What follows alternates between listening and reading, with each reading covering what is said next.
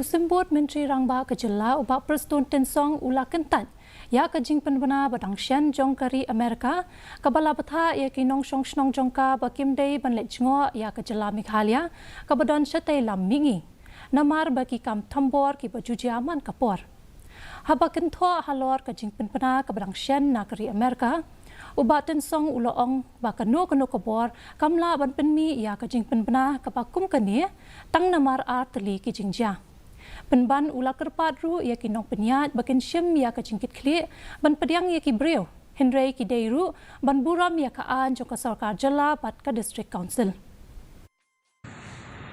Let us go for the history of 1 year. Let us see 1 year, 2 years, what's happening.